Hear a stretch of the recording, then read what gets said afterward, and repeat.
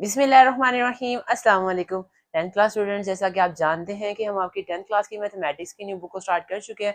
तो आज के इस लेक्चर में हम आपके first chapter review exercise number 1 के क्वेश्चन नंबर 6 और 7 को सॉल्व करेंगे। तो स्टूडेंट, क्वेश्चन नंबर 6 में वो हमें कह रहा है कि इफ अगर z1 is equal to 5 plus 4 iota हो, z2 is equal to 3 plus 2 iota हो, देन फाइंड।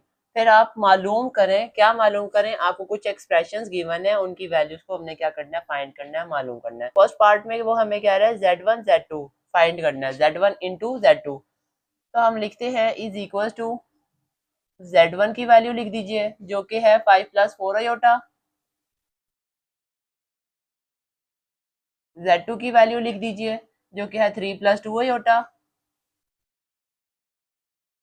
अब इन दोनों को आपस में मल्टीप्लाई कर दें स्टूडेंट्स। पहले 5 को मल्टीप्लाई करेंगे 3 प्लस 2 अयोटा के साथ, और फिर प्लस 4 अयोटा को मल्टीप्लाई करेंगे 3 प्लस 2 अयोटा के साथ। ठीक है स्टूडेंट्स, 5 3 जा 15, 10 अयोटा प्लस 4 3 जा 12 अयोटा प्लस 4 2 जा 8 अयोटा। स्टूडेंट्स, रियल यहाँ से अयोटा स्क्वायर आना है, ठीक है। अब यहाँ से 15 प्लस 10 प्लस 12, जी स्टूडेंट्स 22 अयोटा, और प्लस 8 वैसे ही अयोटा स्क्वायर -1 के इक्वल होता है। यहाँ से आ जाएगा जी 15 प्लस 22 अयोटा -8। अब 15 में से 8 को माइनस करेंगे तो हमारे पास आता है जी 7 प्लस 22 अयोटा। ये हमारे पास स्टूडेंट्स आंसर आ गया है z1 इंटू z2 का। ठीक है स्टूडेंट्स, हमारे पास नेक्स्ट पार्ट है z1 ओवर z2। अब हमने इसकी वैल्यू को फाइंड करना है। इक्वल लिखे, z1 की वैल्यू को ऊपर लिखे जो कि है 5 प्लस 4 अयोटा, z2 की वैल्यू लिखे वो है जी 3 प्लस 2 अयोटा। इसको रैशनलाइज करें, डिनोमिनेटर के साथ मल्टीप्लाई भी करें और डिवाइड भी करें, लेकिन सेंटर वाला साइन चेंज कर दें, 3 माइनस 2 अयोटा। ठीक है बच्चों, यहाँ से हमारे पास ये देखिए 5 पहले मल्टीप्लाई होगा 3 माइनस 2 अयोटा के साथ, फिर हमारे पास प्लस 4 अयोटा मल्टीप्लाई होगा 3 माइनस 2 अयोटा के साथ। डिनोमिनेटर में students a plus B, a minus B वाला फॉर्मूला है जी, A square minus B square. ठीक है बच्चों, यहाँ से हमारे पास आएगा जी 5 3 जा 15 माइनस 10 अयोटा प्लस 12 अयोटा और माइनस 4 2 जा 8 अयोटा स्क्वायर।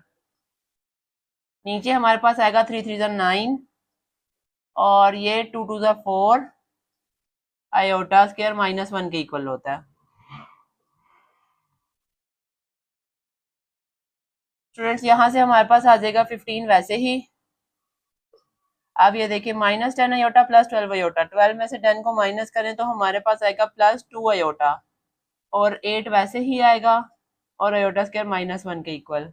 डिनोमिनेटर में हमारे पास आएगा 9 प्लस 4। ये माइनस की जब इस माइनस के साथ लड़ाई होगी तो प्लस जीतेगा।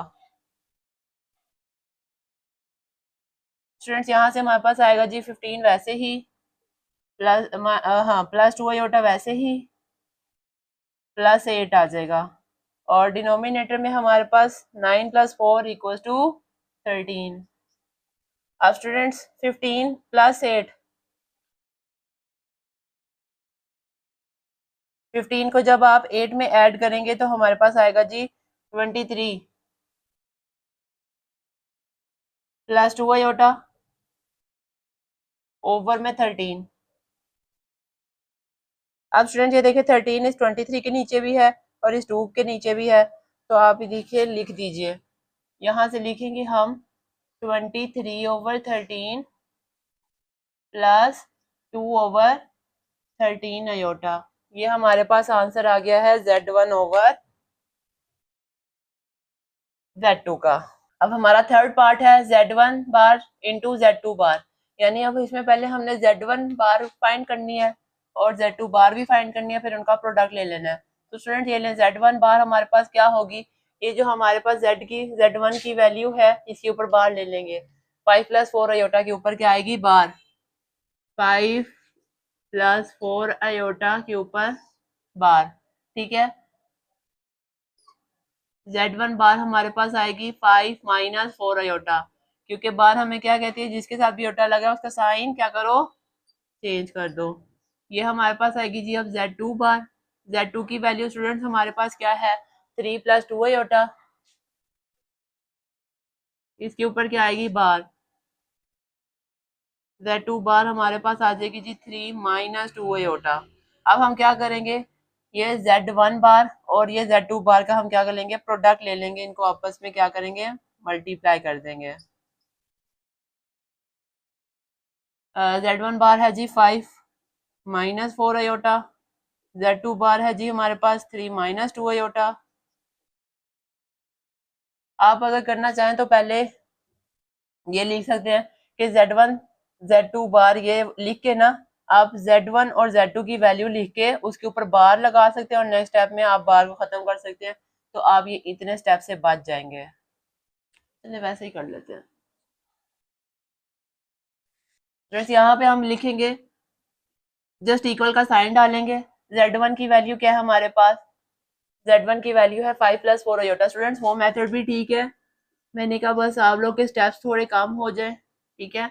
मैं चाहता हूँ मेरे स्टूडेंट्स का ज़्यादा टाइम ज़ाया ना हो और इजीली वो कर लें, ठीक है। Z2 की वैल्यू लिखी, ये ऊपर Z2 के ऊपर बार अलहदा लगाई और ये Z1 के ऊपर बार हमने अलहदा लगा दी। बार हमें क्या कहती है, जिसके साथ आयोटा लगा उसका साइन क्या करो, चेंज कर दो। ये हो जाएगा जी 5 - 4 आयोटा और साथ में आ जाएगा जी 3 - 2 आयोटा। अब इसका प्रोडक्ट ले लें, 5 को मल्टीप्लाई करें 3 - 2 आयोटा के साथ और -4 आयोटा को मल्टीप्लाई करें 3 - 2 आयोटा के साथ।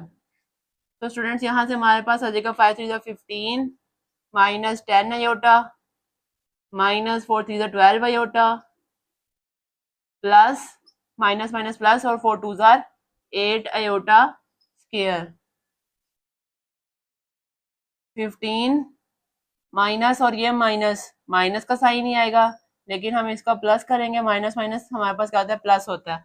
तो 12 + 10 आयोटा जी 22 आयोटा, यहाँ से आया प्लस 8 आयोटा स्क्वायर -1, यहाँ से आया जी 15 -22 आयोटा और माइनस का 8, यहाँ से आया जी स्टूडेंट्स हमारे पास 15 में से 8 को जब माइनस करेंगे तो हमारे पास आएगा 7 -22 आयोटा वैसे ही। तो ये है हमारे पास स्टूडेंट्स क्या, Z1 बार Z2 बार का आंसर। स्टूडेंट्स फोर्थ पार्ट में वो हमें कह रहा है Z1 Z2 का आपने क्या लेना है, मोड लेना है। तो स्टूडेंट्स आप पार्ट 1 को देखिए कि उसमें कह रहे थे Z1 Z2 फाइंड करना है, यानी हमारे पास Z1 Z2 का आंसर पहले से है, यानी Z1 Z2 का आंसर है 7 + 22 आयोटा। तो हमें जस्ट क्या करना है, इसका मोड लेना है, ठीक है। आप अगर आपके पास ये अकेला पार्ट आया हो तो आप इसे पूरा सोल्व करेंगे, पहले प्रोडक्ट लेंगे और बाद में उसका क्या लेंगे, मोड ले लेंगे। लेकिन हमारे पास अगर दो पार्ट्स आ गए और हमने पिछले पार्ट में सोल्व किया हुआ है तो आप इसी से आगे सोल्व कर ले सकते हैं, यानी उसमें डायरेक्ट आप लिख सकते हैं Z1 Z2 की वैल्यू लिख सकते हैं, ठीक है। यहाँ पे आप लिखेंगे जी Z1 Z2 हमारे पास इक्वल है 7 + 22 आयोटा के। आप taking mode on both sides कर लें, तो यहाँ से हम करेंगे जी Z1 Z2 होल का क्या मोड लेंगे। मोड का फार्मूला क्या होता है, स्क्वायर रूट के अंदर वैल्यूज आती हैं कौन सी, रियल पार्ट का स्क्वायर प्लस इमेजिनरी पार्ट का स्क्वायर। अयोटा नहीं आएगा क्योंकि अयोटा इसी चीज को रिप्रेजेंट करता है कि वो हमारा क्या है, इमेजिनरी पार्ट है। तो यहाँ से स्टूडेंट्स हमारे पास आएगा जी स्क्वायर रूट के अंदर 7 7 49 और प्लस 22 को जब आप 22 के साथ मल्टीप्लाई करेंगे तो हमारे पास आएगा जी 484। 484 को जब आप 49 में प्लस करेंगे तो स्टूडेंट्स हमारे पास आएगा जी स्क्वायर रूट के अंदर 533। यही स्टूडेंट्स हमारे पास आंसर है हमारे पार्ट नंबर 4 का। स्टूडेंट्स अब हमारे पास क्वेश्चन नंबर 7 है, उसमें वो हमें कह रहे हैं find real and imaginary parts of z is equal to 2 plus 7 iota की पावर -1। यानी ये हमारे पास एक कॉम्प्लेक्स नंबर गिवन है, इसका हमने क्या करना है, रियल और इमेजिनरी पार्ट बताना है। स्टूडेंट्स जब तक हम किसी कॉम्प्लेक्स नंबर का रियल और इमेजिनरी पार्ट नहीं बता सकते, जब तक कि वो a प्लस बी अयोटा की फॉर्म में ना हो। अब आप कहेंगे कि सर जी कि ये a प्लस बी अयोटा अंदर लिखा हुआ तो है, लेकिन उसकी पावर -1 है। स्टूडेंट्स इसकी पावर भी कुछ नहीं होनी चाहिए, ये किसी के साथ मल्टीप्लाई भी नहीं हो रहा होना चाहिए, ना किसी के साथ डिवाइड हो रहा होना चाहिए, सिर्फ a प्लस बी अयोटा इस तरह का होना चाहिए। जब इस तरह की फॉर्म होगी तो हम उसका रियल और इमेजिनरी पार्ट बता सकते हैं। स्टूडेंट्स हम पूरा चैप्टर करते हैं, हमने हर क्वेश्चन हर पार्ट में यही चीज की है कि कॉम्प्लेक्स नंबर को हमने a प्लस बी अयोटा की फॉर्म में कन्वर्ट किया, बनाया। ठीक है स्टूडेंट्स, अब ये देखें, ये हमारा कॉम्प्लेक्स नंबर है, इसका हमने रियल और इमेजिनरी पार्ट बताना है। सबसे पहले हम लिख लेंगे हमारा कॉम्प्लेक्स नंबर जो कि है z is equal to 2 plus 7 iota की पावर में -1। ठीक है स्टूडेंट, अब इधर से हम -1 को हमने खत्म करना है, तो क्या होगा, ये 1 ओवर की फॉर्म में आ जाएगी, यानी ये वैल्यू नीचे चली जाएगी, ये बन जाएगा जी 2 प्लस 7 अयोटा। अब ये वैल्यू डिवाइड हो रही है, तो हम क्या करेंगे, इसको रैशनलाइज करेंगे, यानी नीचे से हमने जब 7 अयोटा को खत्म करना है तो हम इसको रैशनलाइज करेंगे, नीचे वाली वैल्यू के साथ मल्टीप्लाई भी करेंगे और डिवाइड भी करेंगे, लेकिन सेंटर वाला साइन चेंज है। ठीक है स्टूडेंट, अब 2 माइनस 7 अयोटा ऊपर वैसे ही आएगा, और नीचे ये a प्लस बी और a माइनस बी वाला फार्मूला बन गया, जो कि आएगा जी 2 का स्क्वायर माइनस 7 अयोटा स्क्वायर। ठीक है स्टूडेंट्स, 2 माइनस 7 अयोटा नीचे वैसे ही आ रहा है, और ये 2 टू ज़र बन जाएगा जी 4 माइनस 7 7 49 अयोटा स्क्वायर -1। ठीक है स्टूडेंट्स, तो यहाँ से स्टूडेंट्स हमारे पास बनेगा जी 2 माइनस 7 अयोटा, ऊपर वाला वैसे ही, वो कह रहा है ना छेड़ो हमें, हम सताए हुए हैं। अच्छा ये 4 और ये माइनस माइनस प्लस हो जाएगा, क्योंकि जब माइनस माइनस की लड़ाई हो रही थी तो प्लस बैठा देख रहा था, उनके पास गन आ गई, माइनस ने दूसरे माइनस को मार दिया, तो दूसरा मर रहा था उसने पहले को मार दिया, प्लस बैठा देख रहा था तो वो जीत गया। ठीक है स्टूडेंट्स,